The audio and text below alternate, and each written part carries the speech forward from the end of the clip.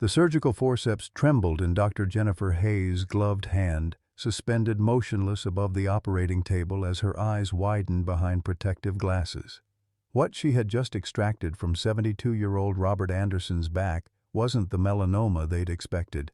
It was something that defied every medical textbook she'd ever studied. "Oh my God," whispered Nurse Patricia, her voice cracking before erupting into a piercing scream that shattered the sterile silence. Metal instruments clattered across the floor as she stumbled backward, her 30 years of surgical experience unable to prepare her for this moment. Through the observation window, Margaret Anderson pressed her weathered palm against the cold glass, her wedding ring catching the harsh fluorescent light. She had known something was terribly wrong with that mole for months, but never this, never something that could make a veteran surgical nurse scream in absolute horror. "Get Dr. Morrison in here immediately," Dr. Hayes commanded, her voice steady despite the trembling that had spread through her entire body. What had been growing inside Bob Anderson's back since Korea? And after 70 years of silence, was it finally too late? Leave a like and share your thoughts in the comments along with the city you're watching from now. Let's continue with the story. Robert Bob Anderson had always been a man of few words and fewer complaints. At 72, he still carried himself with the straight-backed posture of the young soldier who'd shipped out to Korea in 1951, though decades of factory work at the General Motors plant had left their mark on his weathered hands and aching joints.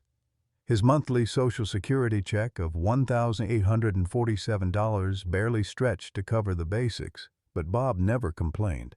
Complaining was for people who hadn't learned that life owed you nothing.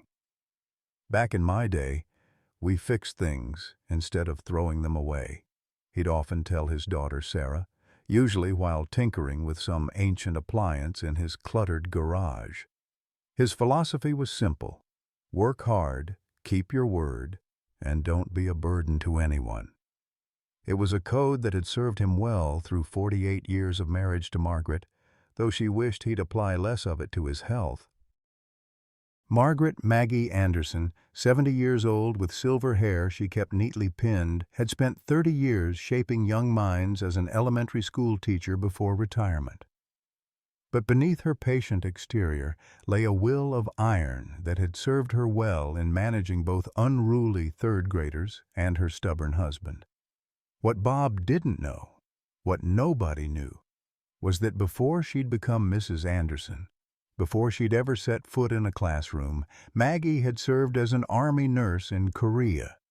It was a chapter of her life she'd buried so deeply that sometimes even she forgot it had happened to someone else.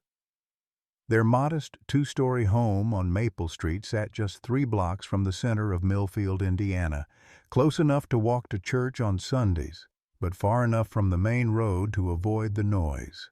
The blue shutters needed repainting, and the front steps sagged slightly under the weight of too many winters, but it was theirs, paid off after decades of careful saving and sacrifice.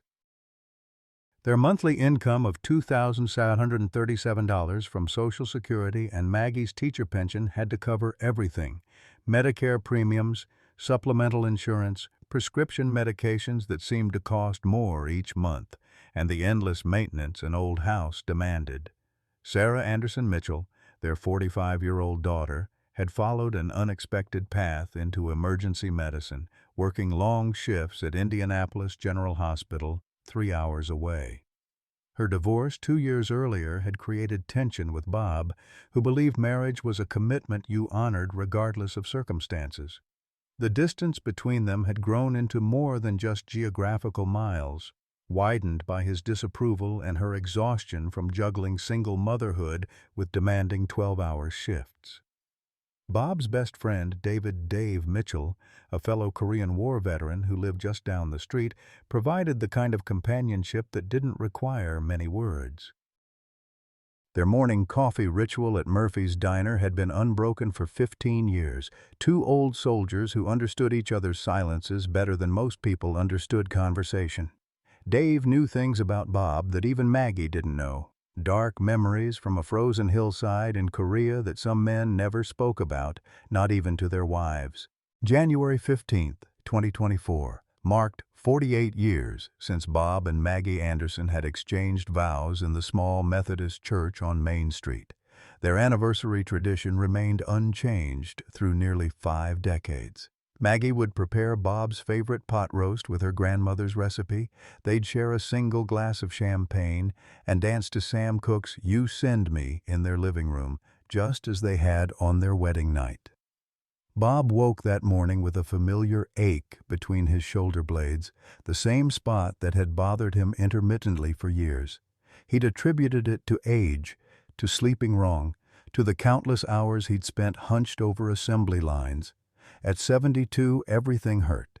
It was simply the price of having lived long enough to collect aches like souvenirs.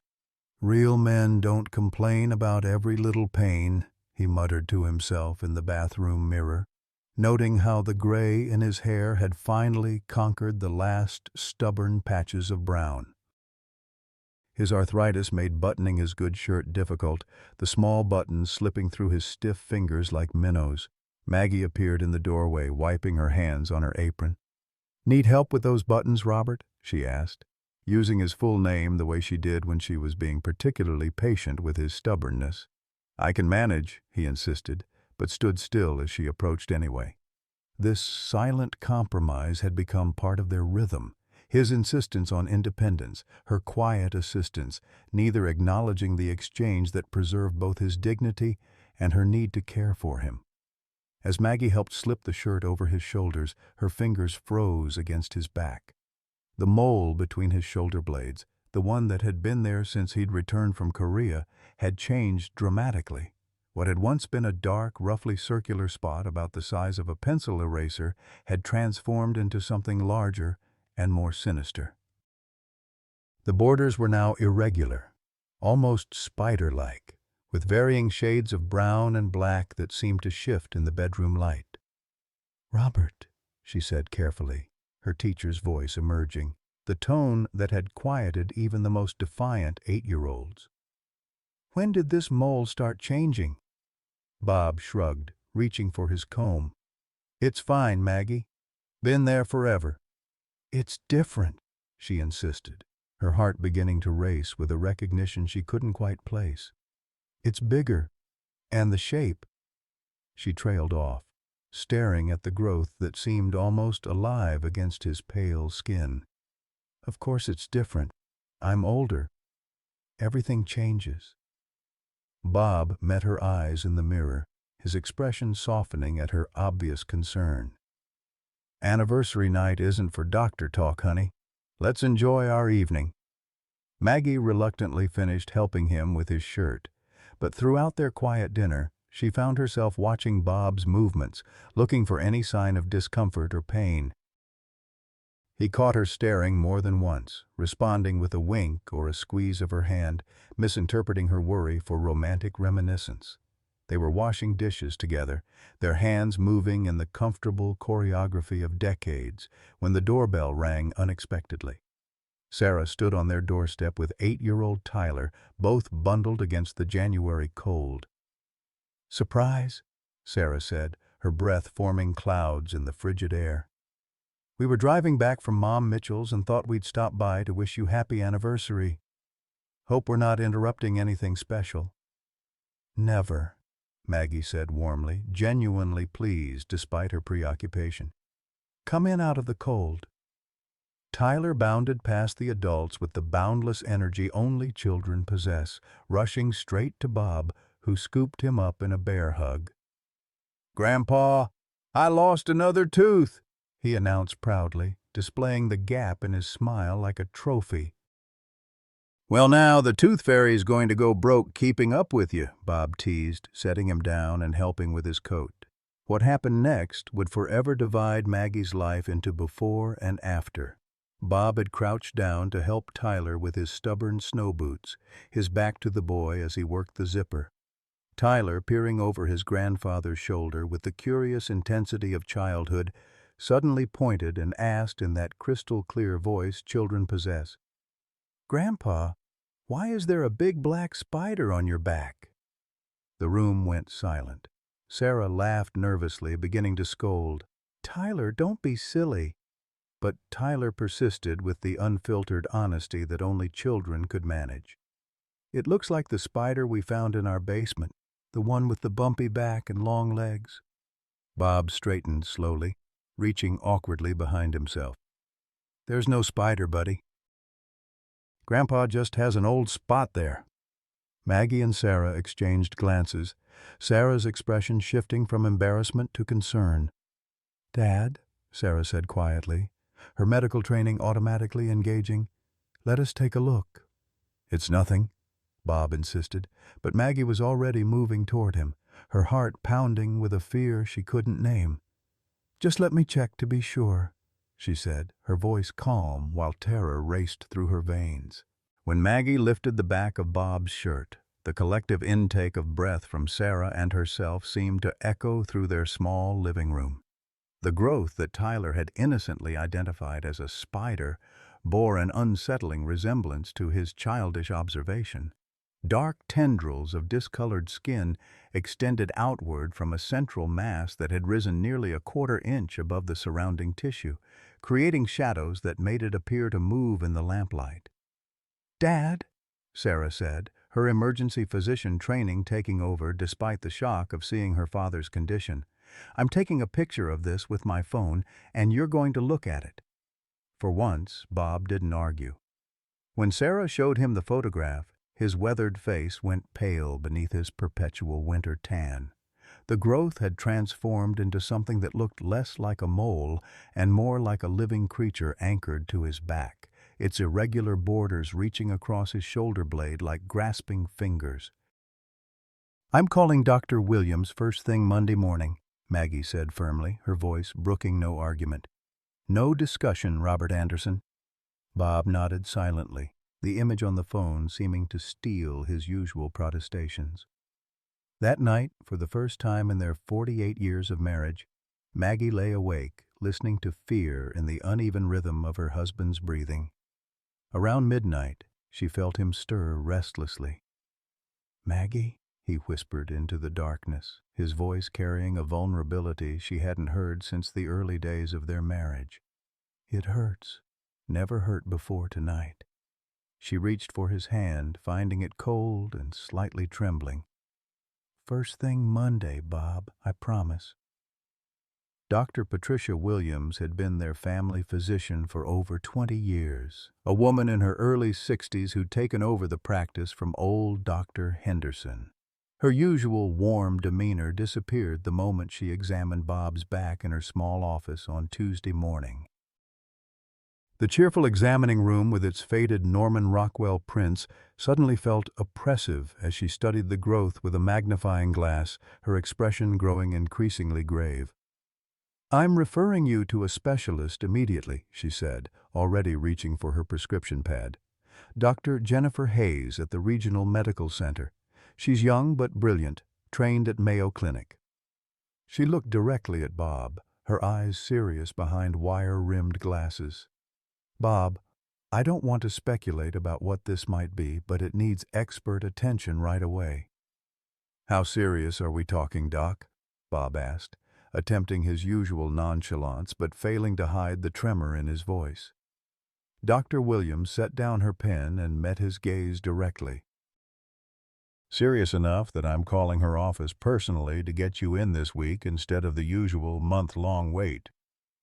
The drive home passed in heavy silence, Bob staring out the passenger window at the familiar Indiana landscape, bare fields dotted with farmhouses, their roofs dusted with January snow. Maggie reached across the console to take his hand, feeling the calluses that told the story of his working life. "It'll be okay," she said, though uncertainty edged her voice like frost on a window. Bob was quiet for a long moment before speaking. "If it's what I think it might be, Maggie, I need you to promise me something. Anything. Don't tell Sarah until we know for sure. No sense worrying her if it turns out to be nothing." Maggie nodded, though she suspected they were well past the realm of nothing. That evening, Dave Mitchell stopped by unannounced, something in his weathered face suggesting this wasn't a social call. He declined Maggie's offer of coffee and asked to speak with Bob privately. The two men disappeared into Bob's workshop in the garage, their voices low and urgent through the thin walls. When they emerged an hour later, both men looked older somehow, as if the weight of their conversation had added years to their faces. Dave's parting words carried an ominous undertone. "You need to tell them everything, Bob. All of it." Over the next 3 days, while they waited for the specialist appointment, Bob's condition deteriorated noticeably. The growth seemed to throb with each heartbeat, and he began experiencing night sweats that left their sheets soaked. He lost 8 pounds in those 3 days, his appetite disappearing along with his usual stubborn energy. Maggie found herself watching him constantly, noting every wince, every moment when he touched his back unconsciously. Her hidden medical knowledge from Korea kept surfacing in unwanted recognition. She'd seen similar symptoms before in young soldiers whose wounds had become infected with things that didn't respond to standard treatment. Sarah called every evening, her concern growing with each conversation. "Mom, his voice sounds different. Weaker." "He's scared," Maggie admitted during one late-night phone call. "Your father has never been scared of anything in his life, but he's scared now." The specialist appointment arrived on Friday morning. Dr. Jennifer Hayes was younger than Maggie had expected, perhaps in her late 30s, with intelligent eyes behind stylish glasses and an air of quiet competence. Her office at the Regional Medical Center was modern and efficient, a stark contrast to Dr. Williams's homey practice. "Mr. Anderson," Dr. Hayes said after introducing herself. "Dr. Williams sent over her notes, but I'd like to examine the area myself." As Bob removed his shirt and turned around, Dr. Hayes's professional composure faltered for just a moment. Her eyes widened slightly before she quickly regained control, pulling on examination gloves with practiced efficiency. "How long have you had this growth?" she asked, leaning closer to study the lesion without touching it. "Had something there since Korea," Bob answered. "Been changing lately, though." "Define lately," Dr. Hayes prompted, taking photographs with a specialized medical camera. "Noticeable changes in the past few months," Maggie interjected when Bob hesitated. "But dramatic changes just in the past week." Dr. Hayes nodded, continuing her documentation. "Any symptoms? Pain, itching, discharge?" "Some discomfort recently," Bob admitted reluctantly. "Nothing I can't handle." "He's been having nightmares," Maggie added, despite Bob's sharp look. "And he said sometimes it feels warm to the touch." Dr. Hayes raised an eyebrow, making notes on her tablet. "Anything else you've noticed, Mr. Anderson, even if it sounds unusual?" Bob hesitated, glancing at Maggie before answering. "Sometimes, and I know this sounds crazy, sometimes it feels like it's moving." Instead of dismissing Bob's description, Dr. Hayes leaned closer to examine the growth more carefully. "Movement sensations aren't uncommon with certain types of lesions," she said thoughtfully. "The surrounding nerve endings can create that impression, especially when there's inflammation or pressure changes." She pressed gently around the edges of the growth, causing Bob to flinch involuntarily. "Sorry," she said, continuing her examination. "I need to check the borders and depth." After several more minutes of careful assessment, Dr. Hayes stepped back and removed her gloves. "I'd like to do a biopsy today, if you're agreeable. We'll numb the area first, of course." "A biopsy?" Bob repeated, the word carrying weight he'd hoped to avoid. "It's a standard procedure where we remove a small sample of tissue for laboratory analysis," Dr. Hayes explained patiently. "It will give us definitive information about what we're dealing with." Maggie felt her heart racing. "And what exactly do you think we might be dealing with?" Dr. Hayes chose her words carefully. "I don't want to speculate until we have concrete results, but this doesn't present like a typical melanoma or basal cell carcinoma. The structure is quite unusual." She paused, studying Bob's expression. "I'm concerned enough that I want to expedite the laboratory analysis. We should have results within 48 hours. The biopsy procedure was swift but tense. Despite the local anesthetic, Bob winced when Dr. Hayes extracted the tissue sample. Maggie noticed the doctor's slight frown as she placed the specimen in a sterile container. "The tissue density is different than I expected," Dr. Hayes commented, almost to herself. "I'm going to take a second sample from a different area, if that's all right." The second sample seemed to trouble her even more. She labeled both containers with unusual care before addressing them again. "I'm sending these to our pathology lab today with a rush order. Please keep the area clean and dry and call immediately if you notice any increased pain, bleeding, or changes." She handed Bob a business card with her direct number handwritten on the back. "Day or night, Mr. Anderson." During the drive home, the weight of unspoken fears filled the car like a heavy fog. Finally, Maggie voiced what they were both thinking. "She's more worried than she's letting on." Bob stared straight ahead at the road. "Let's not get ahead of ourselves, Maggie. Could still be nothing." "Robert Anderson," Maggie said with gentle firmness, "in 48 years of marriage, I've never known you to be a liar. Don't start now." That evening brought an unexpected visitor. Dave Mitchell knocked on their door just after dinner, his gray hair wind-blown and his expression more serious than usual. "Heard from my sister-in-law at the medical center," he said without preamble. She mentioned Bob was in for some kind of specialist appointment. News traveled fast in small towns, especially when it involved one of their own.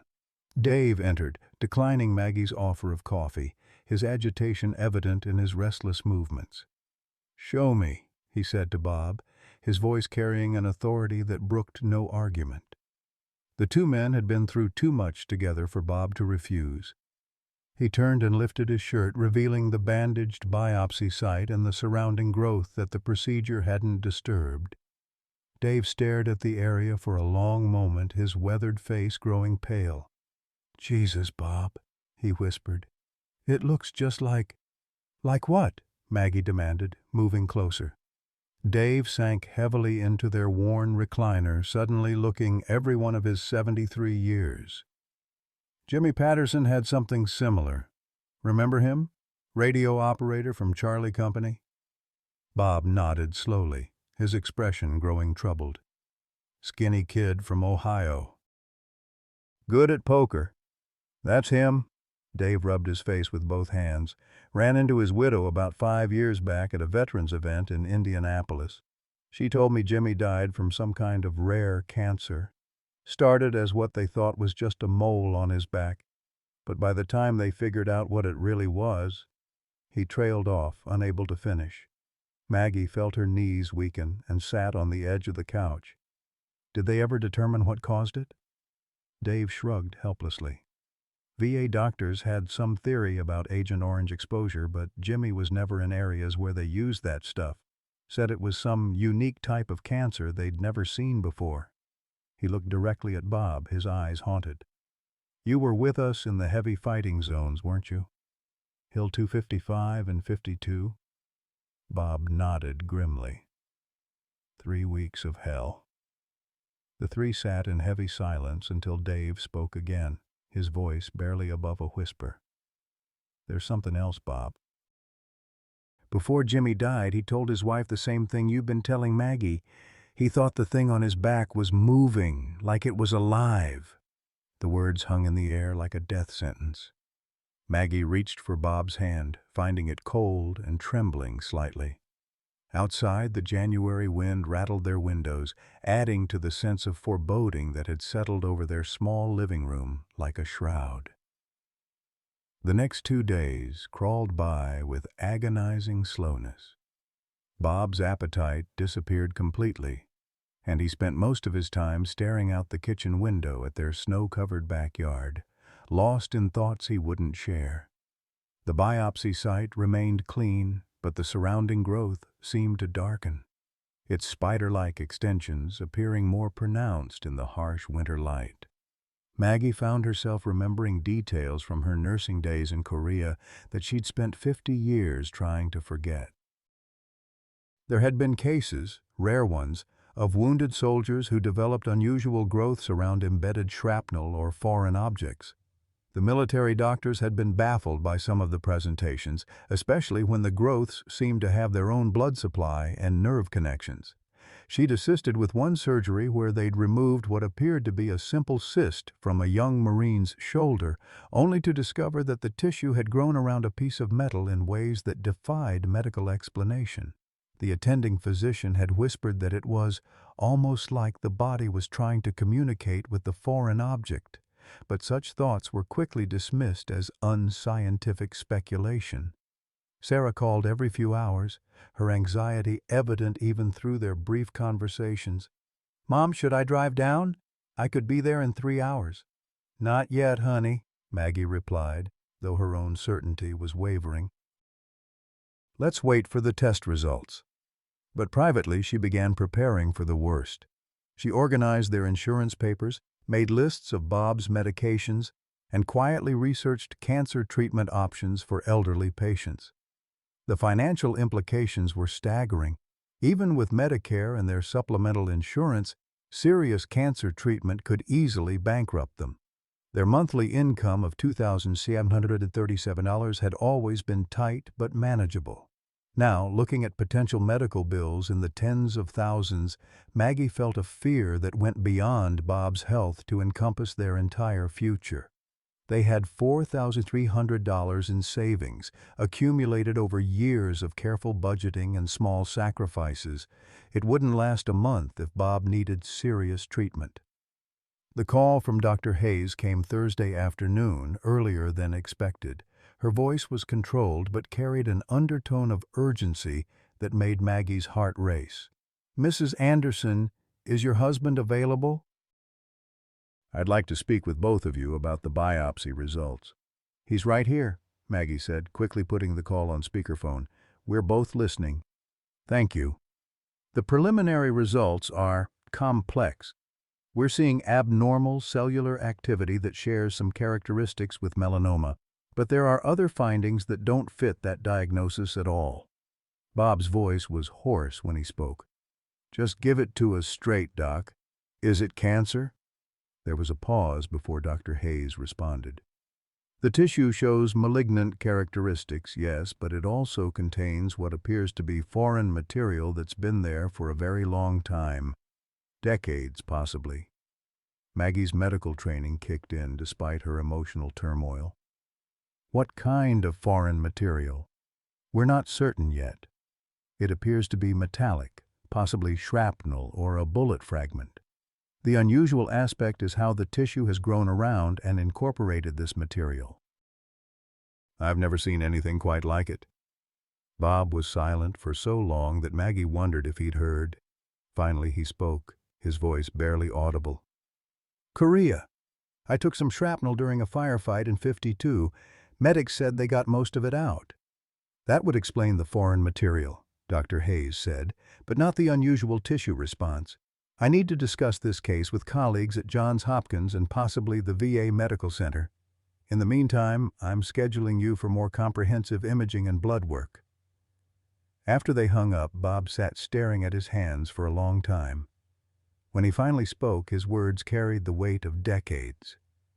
"I never told you everything about that day, Maggie. About what happened on Hill 255. Maggie waited, sensing that this moment had been building for over 70 years. "We were supposed to take the hill and hold it," Bob continued, his voice distant with memory. "But something went wrong.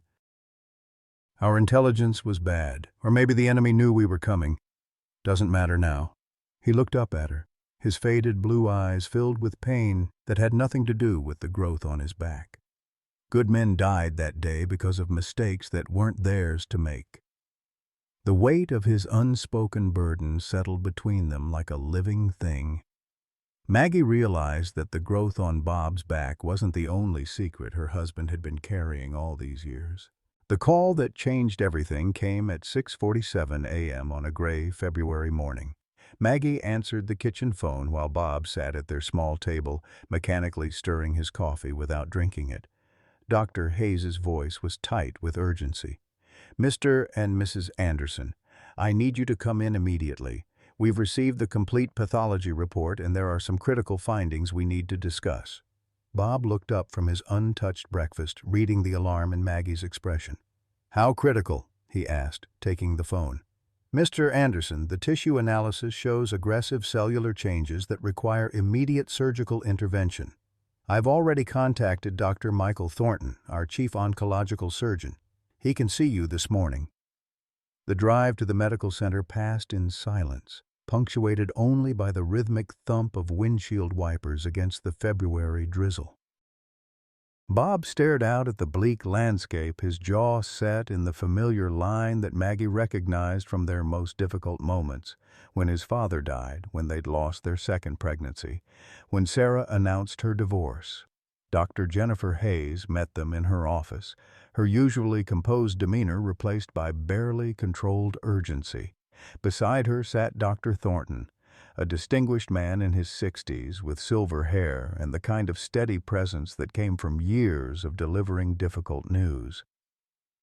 "Thank you for coming in so quickly," Dr. Hayes began, opening a thick folder on her desk. "The pathology results show that we're dealing with something far more complex than a typical skin cancer." Dr. Thornton leaned forward, his voice gentle but direct. "Mr. Anderson, the tissue growth around the foreign object in your back has developed its own blood supply and nerve network.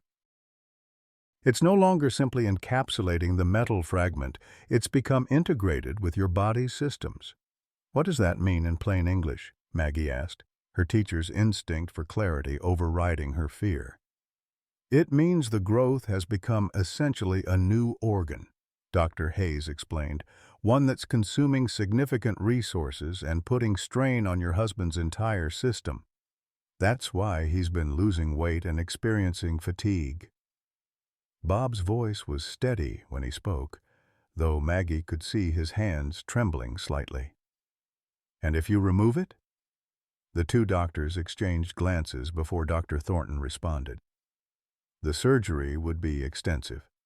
We'd need to remove not just the visible growth, but potentially significant amounts of surrounding tissue. There are risks: infection, nerve damage, complications from anesthesia at your age."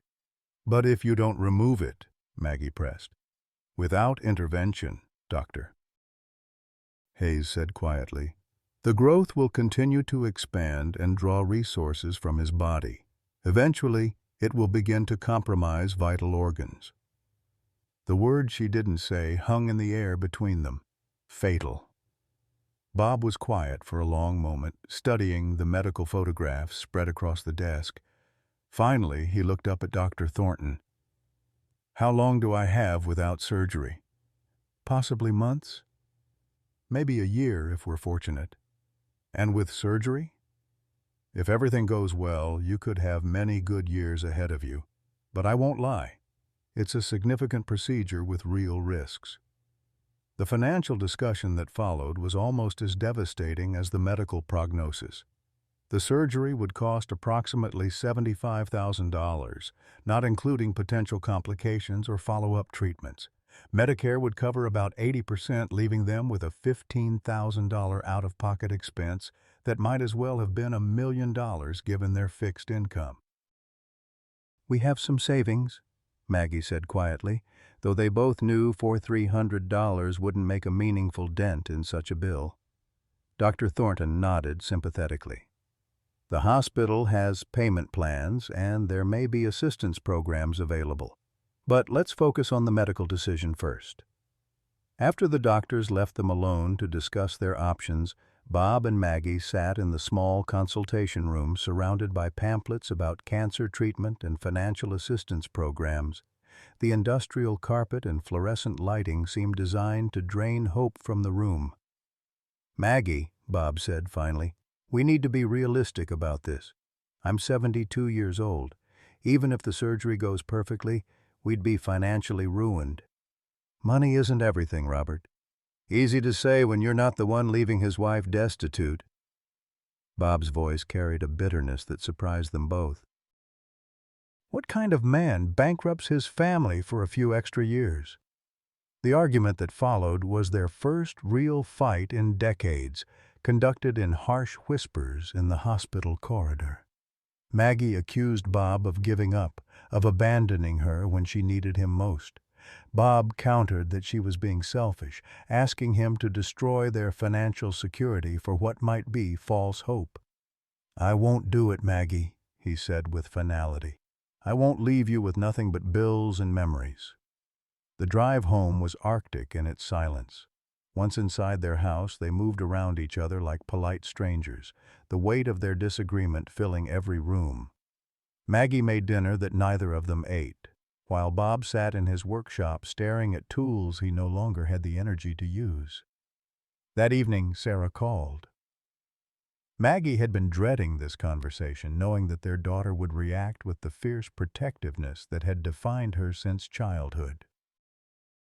When Maggie explained the situation, the diagnosis, the recommended surgery, the cost, Bob's refusal, Sarah's response was immediate and predictable. "I'm driving down tonight," she announced, "and I'm bringing my checkbook. Sarah, your father won't accept. Then we won't tell him it's my money. We'll figure out a way to make it work." "Honey, you can't afford—" "Mom, I can't afford not to. He's my father." Sarah arrived at midnight, her Honda Civic packed with overnight bags and medical textbooks. She found her parents sitting at opposite ends of their living room, the television providing background noise for their continued standoff. "Dad," she said without preamble, settling into the chair between them, "I've been reading about your condition. The success rate for this surgery is actually quite good for someone your age and general health." Bob's expression softened at seeing his daughter, but his resolve remained firm. "Sarah, honey, I appreciate you coming, but this isn't your decision to make." "You're right," she agreed. "It's not my decision, but it's not just yours either." She looked between her parents. "This family makes decisions together, just like we always have." What followed was a conversation that stretched past dawn, fueled by coffee and decades of accumulated love and frustration. Sarah spoke with the authority of her medical training, explaining surgical risks and recovery expectations. Maggie pleaded with the passion of a woman facing the loss of her life partner. Bob argued with the stubborn pride of a man who'd spent 72 years solving his own problems. The breakthrough came when Dave Mitchell arrived at 6 a.m., unannounced and carrying a manila envelope. "Figured you folks would be up early," he said, accepting a cup of coffee from Maggie. "Got some news that might interest you." He opened the envelope and pulled out official-looking documents. "Filed a claim with the VA yesterday. Talked to Jimmy Patterson's widow again, got copies of his medical records. Turns out there were 6 other men from our unit who developed similar growths. All of them." Bob stared at the paperwork. "What are you saying, Dave?" "I'm saying this isn't some random cancer, Bob. This is connected to our service, to something that happened over there, which means the VA should be covering your treatment 100%. The documents Dave had brought painted a disturbing picture. 7 men from Charlie Company had developed unusual growths around embedded shrapnel or foreign objects, all appearing decades after their service. 3 had died before receiving proper treatment. 2 had undergone successful surgery at VA facilities. 1, Jimmy Patterson, had been misdiagnosed initially and died before the pattern was recognized. The VA's been tracking these cases quietly, Dave explained. Some kind of delayed reaction to whatever we were exposed to over there. They're calling it a presumptive service connection now. Sarah grabbed the phone immediately, calling the VA hospital in Indianapolis. After 20 minutes of being transferred between departments, she finally reached someone who could confirm that Bob's condition would likely qualify for full coverage under the new guidelines for Korean War veterans with delayed onset medical conditions. The relief in the room was palpable, but Bob remained cautious. "How long for approval?" "Could be weeks," Dave admitted. "But Sarah's right. This surgery can't wait that long." It was Maggie who proposed the solution that finally broke the deadlock. "We pay for the surgery now," she said firmly. When the VA approval comes through, it reimburses us. If it doesn't come through, she shrugged. Then we deal with that together, as a family. Bob looked around the room at the three people who meant everything to him, his wife of nearly 5 decades, his accomplished daughter, and his battle-tested friend. For the first time since this ordeal began, he allowed himself to imagine a future that extended beyond the next few months. "All right," he said quietly. "Let's schedule the surgery." The decision made, the room erupted in activity. Sarah called Dr. Thornton's office to schedule the procedure. Maggie began making lists of pre-surgical requirements and post-operative care needs. Dave volunteered to coordinate with the VA and other veterans who'd undergone similar procedures. For the first time in weeks, Bob smiled genuinely. Whatever happened next, at least they would face it together. The surgery was scheduled for February 28th, giving them 5 days to prepare for what Dr. Thornton described as one of the most complex cases I've encountered in 30 years of practice. Bob approached the waiting period with military precision, following pre-surgical instructions with the same attention to detail he'd once applied to weapons maintenance in Korea. The night before surgery, Bob sat at their kitchen table writing letters he hoped would never need to be opened. One for Maggie, one for Sarah, and one for Dave. Final thoughts from a man who'd spent 7 decades keeping his deepest feelings locked away. His arthritis made the writing painful, but he persevered, the words flowing more easily than he'd expected. Maggie found him there at 2 a.m., his silver hair catching the light from the small desk lamp. "Can't sleep?" she asked, settling into the chair beside him. "Wanted to get some things down on paper," he said, not looking up from his careful script. "Just in case." She waited in silence, understanding that this was his way of preparing for battle, the same methodical approach he'd used before every dangerous mission in Korea. When he finished and sealed the envelopes, she took his calloused hand in hers. 48 years ago, I promised to love you in sickness and in health," she said quietly. "Tomorrow isn't about those promises. Tomorrow is about keeping you here so we can make new ones." They held each other in their small kitchen, two people who'd weathered nearly 5 decades together, drawing strength from their shared silence. Surgery day arrived gray and cold, with snow flurries dancing outside the hospital windows. Bob was admitted at 6 a.m. for preoperative preparation, his calm exterior masking the fear that had kept him awake most of the night. Sarah had taken a leave of absence from her own emergency department to be present while Dave waited in the parking lot, unable to handle hospitals since Korea, but unwilling to be far away. Dr. Thornton reviewed the surgical plan one final time with the family. "We'll make a wide excision around the entire growth, removing not just the visible portion, but the underlying tissue networks that have developed. The foreign object will be extracted intact for analysis. The procedure should take approximately 4 hours. In the preoperative area, Bob looked smaller than his usual commanding presence, the hospital gown emphasizing his 72 years in ways his work clothes never had. As they prepared to wheel him into surgery, he grasped Maggie's hand with surprising strength. "That metal box in my workshop," he whispered urgently. "Combination is your birthday, 04-22-34. If something happens, you need to know what's in there." "You can show me yourself when this is over," Maggie replied, but Bob's eyes held hers with an intensity that demanded acknowledgement. "Promise me you'll look." "I promise." The surgical waiting room became their universe for the next 6 hours. Maggie sat rigidly in an uncomfortable chair, her hands clasped so tightly her knuckles had turned white. Sarah paced between the coffee machine and the windows, her medical training warring with her emotions as she tried to project confidence while battling her own fears. At 11 a.m., a surgical nurse emerged with an update. Dr. Thornton asked me to let you know that the procedure is proceeding well, but it's more complex than anticipated. The growth has deeper extensions than the imaging showed. By 2 p.m., anxiety had given way to exhaustion.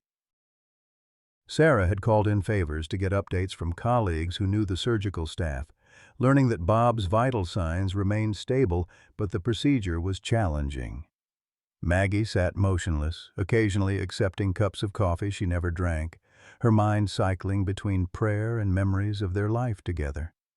Dave appeared in the doorway at 3 p.m., his weathered face creased with worry. "Couldn't stay away," he admitted, settling into a chair across from them. "Figured Bob might need his old army buddy nearby." At 4:30 p.m., Dr. Thornton finally emerged from surgery, still wearing his scrubs and looking exhausted. His expression was unreadable as he approached them, causing Maggie's heart to race with anticipation. "The surgery was successful," he began, and the collective exhale from the three of them seemed to echo through the waiting room. "We were able to remove the entire growth and extract the foreign object intact. Bob is stable and being moved to recovery." Relief flooded through Maggie, leaving her momentarily weak. "Can we see him?" "In about an hour. He'll be groggy from the anesthesia, but he should be alert enough to recognize you." Dr. Thornton's expression grew more serious. "There is something unusual I need to discuss with you about what we found." He sat down across from them, pulling off his surgical cap. "The foreign object embedded in the growth wasn't typical shrapnel. It appears to be a bullet fragment with what looks like a piece of identification tag attached." Dave straightened in his chair, his face paling. "ID tag?" "We could only make out part of it, the letters PATTER, before it became too corroded to read clearly." Dr. Thornton looked between them. "Does that mean anything to you?" Dave's face went completely white. "Patterson," he whispered. "Jimmy Patterson." The implications of this revelation hit them like a physical blow. Bob had been carrying not just shrapnel from the Korean War, but a piece of his fallen friend, literally carrying Jimmy Patterson within his body for over 70 years. "That's impossible," Sarah said, her medical mind rejecting what she was hearing. "How could he have another soldier's identification?" Dave was quiet for a long moment, his eyes distant with memory. When he spoke, his voice carried the weight of decades. "Hill 255, April 52. Jimmy took a direct hit from mortar fire. Bob crawled out under fire to bring him back." He paused, struggling with the memory. "Jimmy died in Bob's arms. The explosion. Pieces of Jimmy's gear, his ID tag, must have been embedded in Bob when the shrapnel hit." The room fell silent as they absorbed this information. Bob had been carrying his friend's sacrifice within his body for 70 years, never knowing that his pain was connected to his loyalty, that his suffering was intertwined with his courage. "There's more, Doctor." Thornton continued gently. "The tissue growth around the fragment was unlike anything I've seen. It wasn't malignant in the traditional sense. Bob's body had created an elaborate biological structure to protect and preserve the foreign material. In a way, his immune system had been guarding Jimmy's memory all these years." Maggie found herself crying for the first time since this ordeal began, not tears of fear or sadness, but of overwhelming emotion at the depth of her husband's unconscious devotion to his fallen friend. An hour later, they were allowed into the recovery room where Bob lay connected to monitors, his face pale but peaceful. His eyes fluttered open as they approached, immediately seeking Maggie's face. "How'd it go?" he asked, his voice hoarse from the breathing tube. "The surgery was successful," she said, taking his hand. "Dr. Thornton removed everything." Bob nodded weakly. Then his eyes found Dave. "You look like hell, old friend." Dave managed to smile through his tears. "You should see yourself, soldier." As Bob grew more alert, Dr. Thornton explained what they'd found. The bullet fragment, the partial ID tag, the remarkable tissue structure his body had created. Bob listened in silence, his expression cycling through disbelief, recognition, and finally, a profound sadness. "Jimmy," he whispered, closing his eyes. "All these years, I've been carrying Jimmy." The revelation explained so much. The nightmares that had plagued Bob for decades, the dreams of crawling through mud and gunfire, the sense that something was moving inside him. His body had been preserving the memory of his friend's sacrifice, creating a living memorial that had sustained itself for over 7 decades. "The growth wasn't trying to kill you, Dad," Sarah said softly. "It was trying to preserve something precious." Bob was quiet for a long time, processing this information. Finally, he looked at each of them in turn. "I need to call Jimmy's family. They deserve to know their boy's still taking care of his buddies." The recovery that had seemed so uncertain that morning now carried a different kind of hope, not just for Bob's physical healing, but for the resolution of a grief that had been embedded in his body since 1952. Bob's recovery, which had begun with such promise, took a devastating turn on his 3rd night in the hospital. Maggie was dozing in the bedside chair when the monitors began alarming, their urgent beeping cutting through the quiet ICU like a siren. Bob was burning with fever, his temperature spiking to 104 degrees, and the surgical site had become angry and inflamed. Dr. Thornton arrived within minutes, his face grave as he examined the incision. What he found defied medical explanation. The wound wasn't simply infected, but seemed to be rejecting the healing process itself. The tissue around the surgical site had turned a mottled gray-blue color, and there was a discharge that didn't respond to any antibiotic in their arsenal. "I've never seen anything like this," Dr. Thornton admitted quietly to Maggie and Sarah as they watched Bob drift in and out of consciousness. "It's as if his body is going into shock from having the foreign material removed. Like he was dependent on it in ways we didn't understand." The next 48 hours blurred together in a nightmare of medical interventions and mounting desperation. Bob was moved to the intensive care unit where machines breathed for him and monitored every heartbeat. The infection, if that's what it was, spread with frightening speed along the fascial planes where the growth had extended its network throughout his body. "We're losing him," Dr. Thornton told them on the 5th day, his usual professional composure cracking. "Nothing we've tried is working. It's as if removing the growth triggered a cascade failure in his immune system." Maggie hadn't left Bob's side except to use the restroom. She held his hand constantly, talking to him even when the doctors said he couldn't hear her, telling him about their garden plans for spring, about Sarah's decision to move closer to home, about all the reasons he needed to fight his way back to them. Sarah had exhausted every contact in her medical network, consulting with specialists from Indianapolis to the Mayo Clinic. The consensus was always the same. They'd never seen anything like Bob's condition, and traditional treatments weren't working. It was Dave who brought the news that changed everything. He appeared in the ICU waiting room on the 6th day, carrying a thick folder and wearing an expression that mixed triumph with fury. "I've been making calls," he announced without preamble. "Tracked down the other survivors from our unit, the ones who had similar surgeries." He sat heavily in the plastic chair, suddenly looking every one of his 73 years. "They all went through this same crisis after their operations. All of them."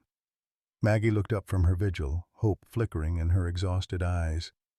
"And they survived?" "2 of them did. Billy Kowalski in Michigan and Tommy Chen in California. Both had the same post-surgical complications Bob's having now." Dave opened the folder, revealing medical records and handwritten notes.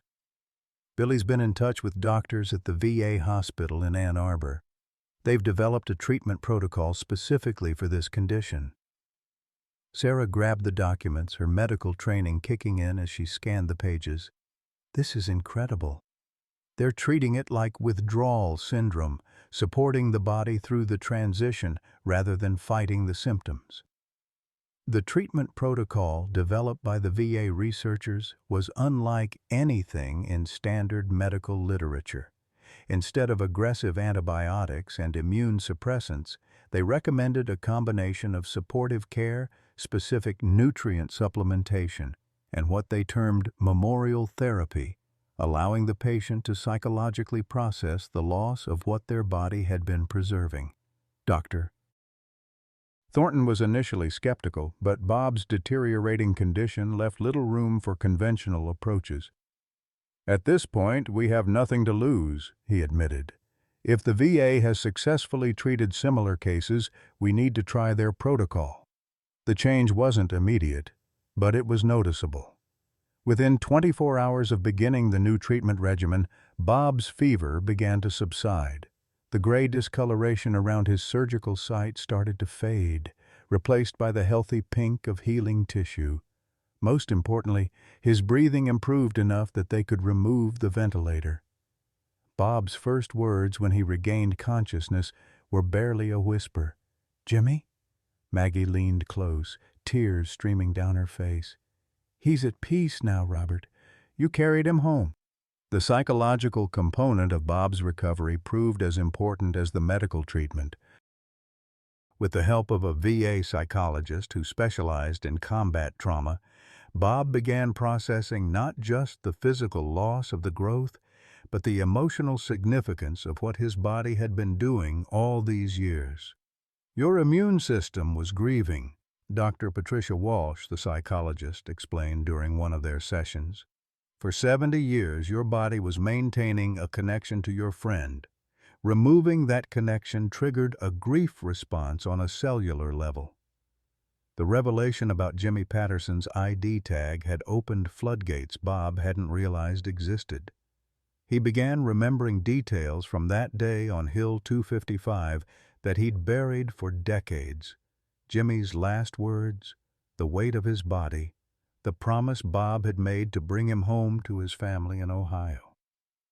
"I never forgot Jimmy," Bob told Dr. Walsh. "But I forced myself to stop thinking about him. Thought that was how you were supposed to handle it. Just move forward." "But your body remembered," she replied. "And it kept faith with your friend in ways your conscious mind couldn't." As Bob's physical healing progressed, the family learned more about the remarkable medical case he'd become. The VA doctors in Ann Arbor had documented 12 similar cases among Korean War veterans, all involving foreign objects that had become integrated with the soldiers' immune systems over decades. "It appears to be a unique response to traumatic stress combined with foreign body embedding," Dr. Thornton explained during a consultation. "The psychological attachment to fallen comrades somehow translated into a biological preservation instinct." The financial aspect of Bob's treatment, which had seemed so overwhelming weeks earlier, resolved itself through an unexpected combination of bureaucratic efficiency and human compassion. The VA not only approved full coverage for his treatment under their new protocols, but expedited reimbursement for all the expenses the family had already incurred. 73 years late, Dave commented when the first reimbursement check arrived, but the Army's finally taking care of its own. More importantly for Bob's emotional recovery was the connection established with Jimmy Patterson's family. Jimmy's nephew, Robert Patterson, drove down from Ohio with his teenage son to meet the man who had carried their relative's memory for 7 decades. "Uncle Jimmy never had children," Robert Patterson explained as they sat in Bob's hospital room. "But he had a brother, my father. Dad always wondered what happened to Jimmy's personal effects, especially his ID tag. He died last year, still wondering." The partial ID tag that had been embedded with the bullet fragment was cleaned and preserved by the hospital's pathology department. Though corroded and incomplete, the letters PATTER were still visible, along with part of Jimmy's service number. "This is the only piece of Uncle Jimmy we have," Robert's son, also named James, said quietly. "Grandpa would have wanted you to keep it. Jimmy was taking care of you all this time. The conversation that followed, spanning 3 generations connected by one soldier's sacrifice, proved more healing for Bob than any medical treatment. For the first time in 70 years, he was able to talk freely about that day on Hill 255, about Jimmy's courage, about the guilt he'd carried for surviving when his friend didn't. "Jimmy saved my life that day," Bob told them. "Drew enemy fire away from our position. If he hadn't—" He paused, struggling with emotions that had been locked away for decades. "I should have died with him." "But you didn't," young James replied with the clarity that sometimes comes from 16 years of life unburdened by complex adult guilt. "And maybe that was the point. Maybe Jimmy's been keeping you alive all this time so you could tell people about him." The simplicity of the teenager's observation struck Bob with the force of revelation. Perhaps his survival hadn't been random chance or undeserved luck. Perhaps it had been purpose, deferred but not forgotten. As Bob's strength returned, he found himself with a mission he'd never expected at age 72. The story of his condition, of Jimmy's preserved sacrifice, and of the VA's breakthrough treatment protocols had attracted national attention. Reporters called daily, veterans organizations requested interviews, and medical journals wanted to document his case. "I'm too old to be famous," Bob complained to Maggie, though she could see the spark returning to his eyes. "You're not famous for being old," she replied with a smile. "You're famous for carrying love in your body for 70 years and finally learning how to let it heal you." Sarah had made the decision to relocate her medical practice to Indianapolis, close enough to help with her parents' care but far enough to maintain her independence. Her divorce, which had been a source of tension with Bob, became an opportunity for deeper understanding between them. "I judged you harshly," Bob admitted to her during one of their conversations. "Thought you were giving up too easily. And I thought you were too stubborn to understand that sometimes love means knowing when to let go," Sarah replied. "Turns out we both had something to learn about holding on and letting go." The final surprise came from an unexpected source, Maggie herself. During Bob's extended hospitalization, she had begun volunteering with other veterans' families in the hospital, drawing on nursing skills she hadn't used in 50 years and emotional experiences she'd never fully processed. "I think," she told Bob one evening as he continued his recovery, "it's time I told you about Korea. About what I saw there and why I really became a teacher instead of staying in medicine." Bob took her hand, understanding that their journey of truth-telling was far from over. "I've got time to listen," he said. "Seems like we've both got stories that need telling." The crisis that had threatened to destroy their life together had instead opened doorways to deeper truth and connection than either had thought possible after nearly 5 decades of marriage. They were learning at ages 72 and 70 that it was never too late to discover new depths in love, courage, and the power of finally sharing the whole truth with the people who matter most. 6 months after Bob Anderson walked out of that hospital, he sat on his front porch on a warm August evening, watching fireflies dance above their newly planted vegetable garden. The surgical scar on his back had healed into a thin line, barely noticeable except for the absence of pain that had been his constant companion for so many years. At 72, he felt stronger and more purposeful than he had in decades. "The tomatoes are coming in beautiful," Maggie observed, settling into the wicker chair beside him with 2 glasses of sweet tea. At 70, she had returned to nursing part-time at the VA hospital, finding unexpected joy in using skills she'd buried for half a century. Her silver hair caught the evening light as she smiled at their modest garden, where neat rows of vegetables grew in soil they'd prepared together. The financial burden that had once seemed insurmountable had transformed into unexpected security. The VA had not only covered all of Bob's medical expenses, but provided a substantial disability settlement acknowledging decades of service-connected health issues. More importantly, Bob's story had led to policy changes that would help thousands of other Korean War veterans receive proper care for conditions they'd carried in silence for too long. "Dave called," Maggie continued, taking a sip of her tea. "He wanted to know if you're still planning to speak at that Veterans Conference next month in Chicago." Bob nodded, a sense of purpose evident in his expression. "Promised I would. If telling my story helps one other veteran get the care they deserve, it's worth whatever discomfort it causes me." He paused, looking out over their quiet neighborhood street. Jimmy deserves to have his story told too. The past 6 months had brought remarkable changes to their entire family. Sarah had successfully relocated her medical practice to Bloomington, just 90 minutes away, specializing in veteran health care with particular focus on the delayed effects of combat trauma. Her divorce, once a source of shame and tension, had become a catalyst for deeper conversations about resilience, second chances, and the difference between giving up and letting go. "I got a letter today," Bob said, pulling an envelope from his shirt pocket, "from Tommy Chen out in California. He's doing well after his surgery, wants to organize a reunion of all the surviving members of Charlie Company." Maggie smiled at the thought. "When's the last time you all got together?" 1953, when we shipped home." Bob's voice carried wonder at the passage of time. 71 years. We were kids then, thought we knew everything about courage and sacrifice." He chuckled softly. "Turns out, we still had a lot to learn about both."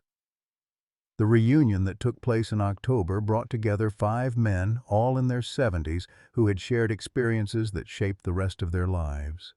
They met at the Marriott in Indianapolis, chosen for its proximity to the VA Medical Center, where 3 of them had received the specialized treatment that saved their lives.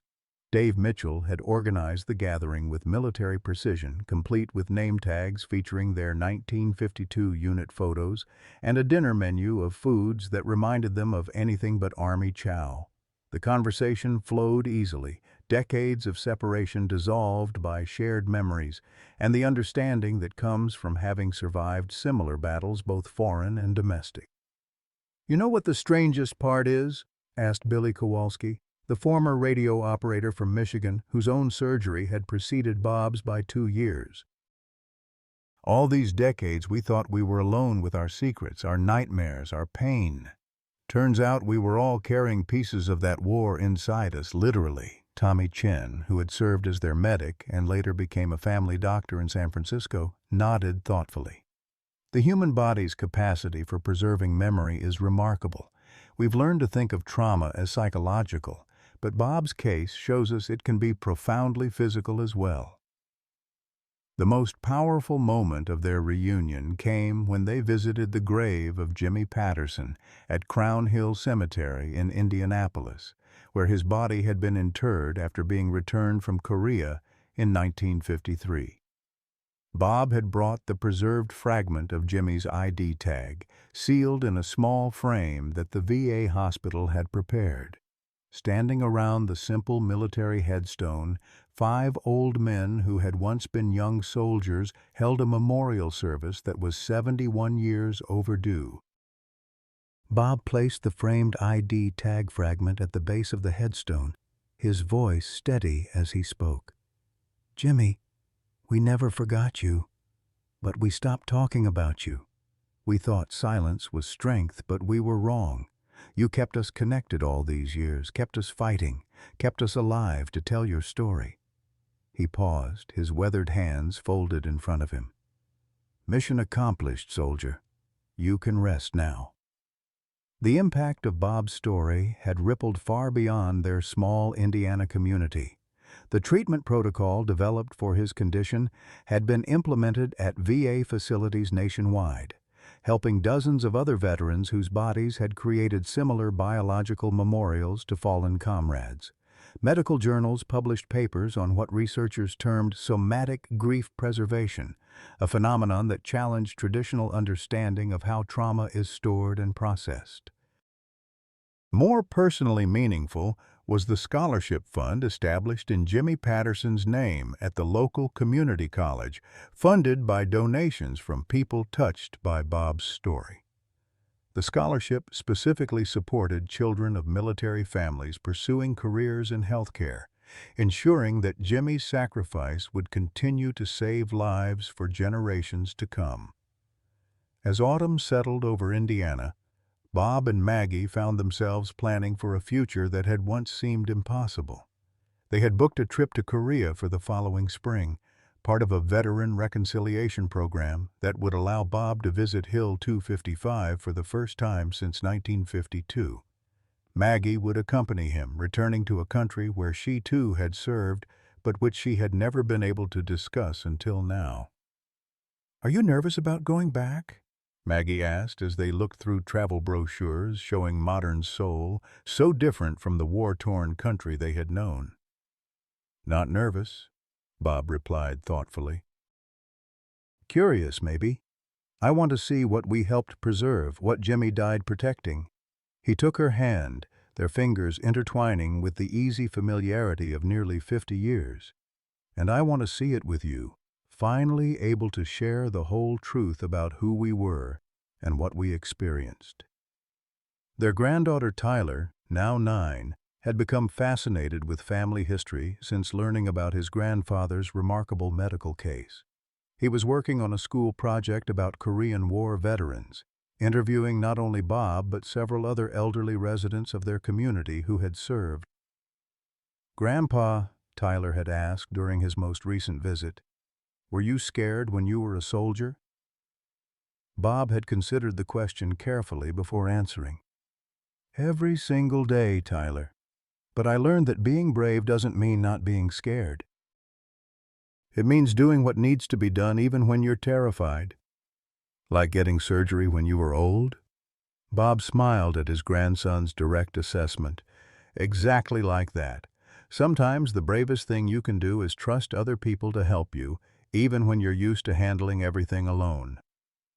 As winter approached, Bob Anderson reflected on the unexpected gifts that had emerged from what had seemed like a medical crisis. His body was healed, his marriage deepened by shared truth, his family reunited in purpose, and his service finally acknowledged after 7 decades of silence. Most importantly, Jimmy Patterson's sacrifice had been transformed from a private grief into a public legacy that would continue to serve others. "We had a good run, didn't we?" he said to Maggie as they prepared for bed in the house they'd shared for most of their adult lives. "Had?" she replied with mock indignation. "Robert Anderson, we're just getting started." At 72, Bob Anderson discovered that the greatest tragedy isn't dying, it's living a lie. For nearly 50 years, he and his wife Maggie built their marriage on beautiful secrets, each protecting the other from their hidden wounds from Korea. Bob carried a bullet fragment in his back and the weight of a friend's death in his heart, while Maggie buried her identity as a battlefield nurse to become a small-town teacher. When that mole on Bob's back nearly killed him, they learned that the secrets we keep to protect our loved ones often become the walls that separate us from true intimacy. The bullet that almost destroyed Bob's body had actually been preserving his friend Jimmy's memory for 7 decades, his body literally carrying love he'd never learned to express. Their story reminds us that it's never too late to share our complete truth with the people who matter most. At any age, vulnerability isn't weakness, it's the gateway to deeper connection. After decades of protecting each other through silence, Bob and Maggie finally discovered what real marriage looks like when two people risk everything to be completely known and still completely loved. Share your thoughts. Have you ever discovered that a secret you kept to protect someone actually created distance between you? What truth have you been afraid to share with those you love most?